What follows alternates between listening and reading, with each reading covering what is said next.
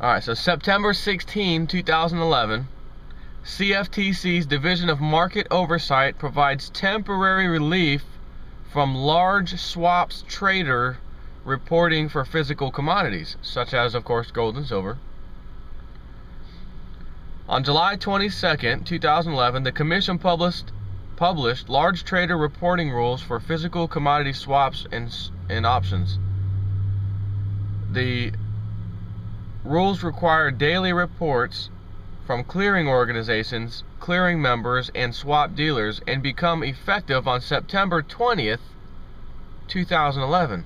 Well, that was close to the precious metals days collapsing, wasn't it? Now it says it becomes effective. Normally, it would have became effective on September 20th, 2011. The letter issued today on September 16th provides temporary relief from reporting. Now, why would they want to do that?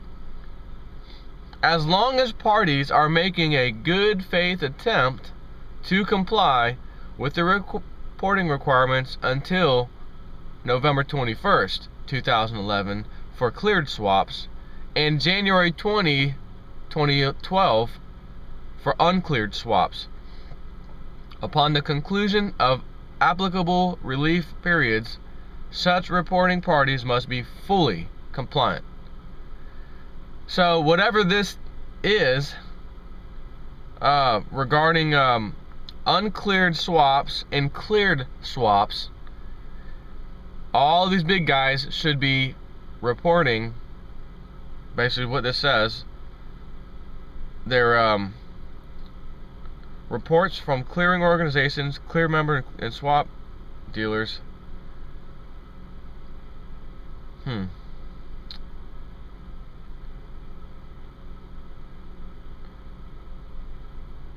it says commissions regulators regarding large trader reporting of physical commodity swaps, because this is the first time ever that swaps data is being collected by the CFTC. This temporary relief is intended to provide sufficient time to enable both the industry and the CFTC Commission to develop and refine systems and processes that will be able to report these complex transactions. Say, you don't, I'm just gonna throw this out there, you know, it's probably nothing. You don't suppose that maybe, just maybe, and I mean just maybe,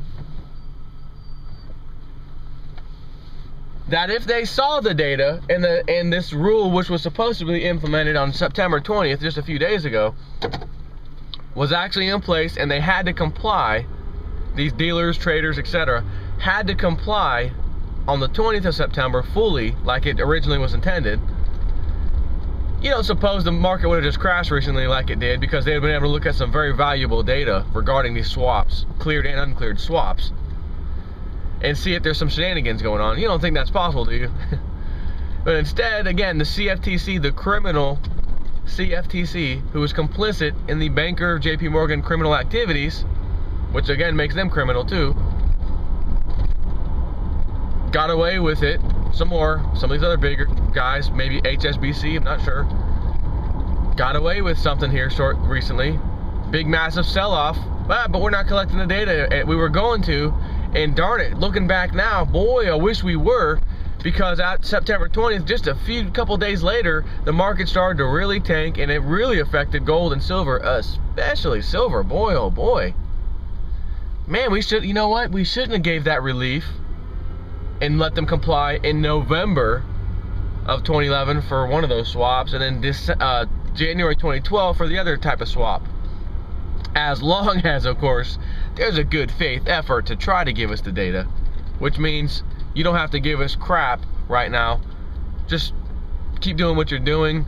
The end of the show for maybe JP Morgan and friends will be when this swap data comes out, along with, at the same time, if these bozos in the CFTC will actually pass the rules that everyone has been yelling at them for the past 10 freaking years. Set position limits, and then we hear they just had a recent meeting, and 4 out of the 5 commissioners on the CFTC who have the power to put this into effect, 4 out of 5 are saying, yeah, but we don't, you know, on second thought, now that we have our final draft, we're still thinking though, you know, if we set position limits, if we actually go ahead and do that, in other words, JP Morgan won't be able to have, you know, own half of the silver market on paper, which of course anyone with that kind of position can move the market whatever way they want, obviously. If there's position limits, that would not be able to happen. They wouldn't be able to corner the market like the Hunt brothers did in the 1980s. And of course the Hunt brothers got, you know, busted. They got in trouble. But old CFTC allowing JP Morgan to do it, nah, don't worry about it, it's all good. We don't need to do nothing to JP Morgan, man, that's our friend, that's our pal. So of course, nothing's being done. They're just dragging their feet. Oh, we don't know about position limits. And 4 out of 5 are saying, we don't know if we want to do the position limits because we may lose valuable business to the exchange. It may go overseas. You know, we don't want to have more stuff going overseas. So we really don't know if we want to put in position limits. Well, so then what happens? Well, then of course the fallback thing is simply going to be, well, I guess we're just going to have to let JP Morgan get sued a couple of different class action lawsuits, and we'll see what happens. But let's go here. What always happens, like every single time when a class action lawsuit takes place, they come to an agreement, all parties involved, here's the agreement, they're willing to settle out of court to handle this. So if JP Morgan were to settle out of court with everyone who got screwed, and they accepted it, say, man, it's been 3 years now, finally, this case is finally getting somewhere, man, I just want my money back that I lost, I don't have time for this, which is what always happens. Yeah, let's just settle out of court. And then what happens? They continue to do it again, and there might be a lawsuit again later, and it'll get settled out of court again later, and thus it'll continue. However, that's worst case scenario, and I'm not saying that that will even happen from the CFTC, but as this is all going on, what are you seeing happening? More and more, and what are the statistical numbers, percentages saying in regards to physical gold and silver? It is being taken away, it is being taken out of the marketplace, both gold and silver, by people in what we like to call strong hands, like myself, Pastor Dow, my subscribers. I haven't heard any of you tell me I can't take these ups and downs. It's driving me crazy, man. I'm out. I gotta sell. I can't do it. Not one person has told me that out of the 1,000 subscribers that I talk about this stuff to, and many of them have gotten silver. I've spoken to so many people about getting silver. Not one of them has ever told me, man, I don't trust what you're saying. I don't trust these other people on YouTube like you. I don't trust none of this, man. Look what happened to the market today. No one thought it would go down into the 20s, at least not right now. With what's going on, it should be going up, and it went, I mean, overnight, 2 nights ago, it hit $26. I just can't take this. No, instead, I'm getting emails thanking me left and right for explaining all these things, all these different views I have on silver and why to hang in there, this and that. My boy Citizen Crime Fighter just bought at a good spot, almost perfectly. I mean, almost perfectly nailed the bottom at $26 silver. He got in at 28. So I mean, that's phenomenal. Good job on that one. And as I'm doing this video right now, silver is up over $2 and like 30 or 40 cents. So we had a low just not last night, the night before, which is not even 2 full days later. Not yet anyways. Tonight will be 2 full days later. Way late tonight. We have $26 silver. And right now, to be precise with you, we have basically $33 silver. That's basically where it's sitting at right now. Off by a couple pennies, whatever. So 26, in case you can't count, 27, 28, 29, 30, 31, 32, 33. That's $7 move in silver up in just slightly past a 24-hour period. Because I haven't looked at the market last night, say at 2 or 3 o'clock in the morning. I'm clearly, because I'm driving in my car, but if I do go into my job and take a look at what the market did last night, and I see $2+ move in silver even during last night's time, then what that also means is we had another $5 move. Well, I shouldn't say 5. That would technically be we had a $7 move up in silver. So while the webbot said you're going to see $5 days, and then after that, shortly after that, and shortly might mean months, by the way, may not be days or weeks, it could be months, to be fair, for sure, especially when I'm about to tell you $20 moves. But that's what it said. Of course, I'm repeating what it said, but look at all the other things, especially very recently, that I've repeated that the webbot said to look out for, that have been freaking unbelievably spot on. The crap in Wall Street down there, the netting of people, boom, spot on. What was the other thing just recently? It wasn't a general, it was a lieutenant colonel, for Christ's sakes. It was one step below, coming out talking about the sun and solar flares and how they're concerned and this and that, in a news video where they said that would not be the subject. He would just throw everyone off by talking about it. That's exactly what took place. Except they said look for a general to do this. This guy was actually a lieutenant colonel. He had his whole nice beautiful uniform with all his little pins and everything on it, you know, to let you know he's somebody at the top. Incredible.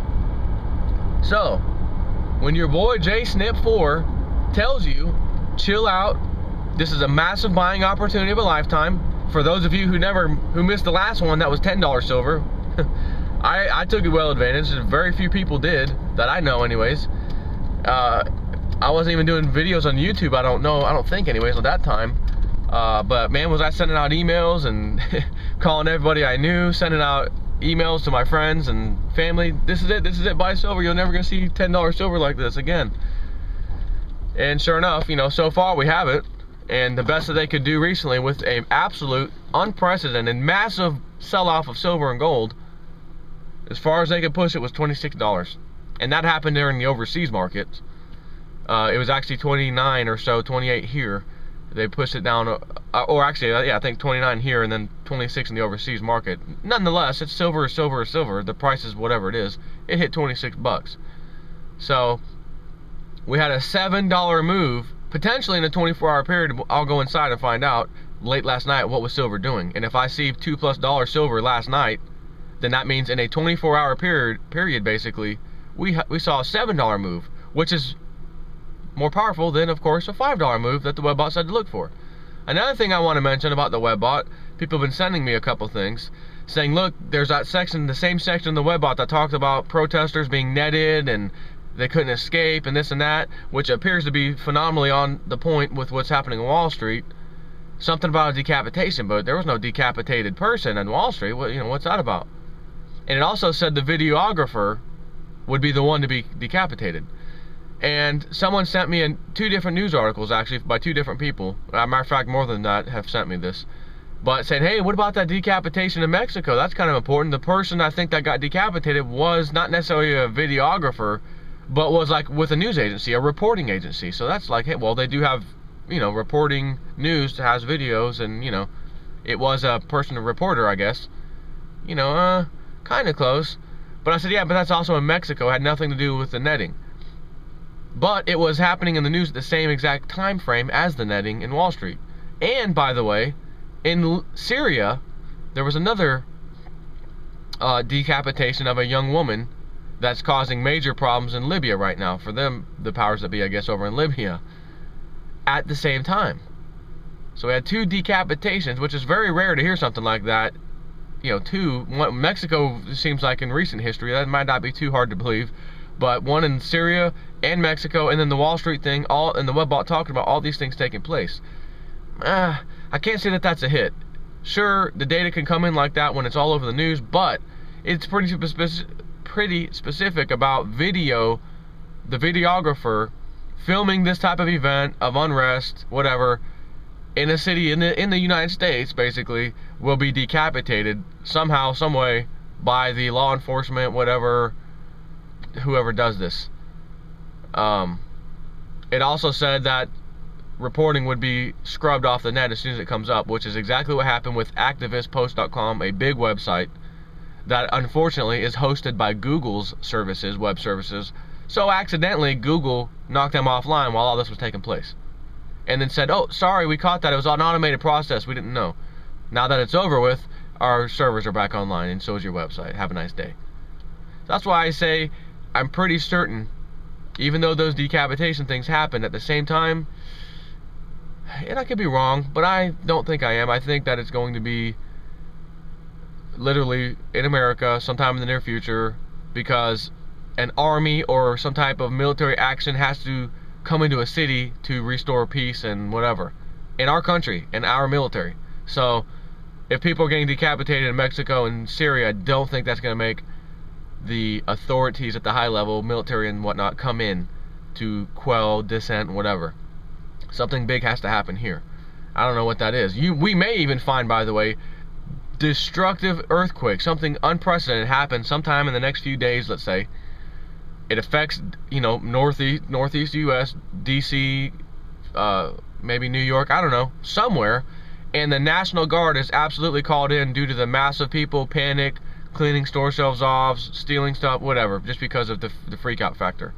And maybe that's it, and that's kind of tied to this. I don't know. And if that goes down that way, then I'll have to say yes, the decapitations elsewhere were a part of this and kind of got mixed into that data somehow or whatever. And because it happened at the same time frame, it was just reporting it as possibly one unit. I don't know. The webbot's not perfect. I'm certainly certain as heck not the interpreter god of this thing. Neither is Cliff High, the owner. He's just looking at the data and then tries to use his own interpretation to put it together. And then I have to reinterpret his interpretation to read it to my subscribers to make it make even more sense. You see how that could be a little bit of a problem, but you get the point anyways. So I gotta run. I wanted to share those things with you today, because that is definitely interesting. Again, silver, it's up $2 this time in the morning, which tells me, again, seriously, the markets are just now opening. We could see a $5 today move, speaking of just today when the market in America was open. $5 move. Maybe. We'll see. Take care. Gotta run.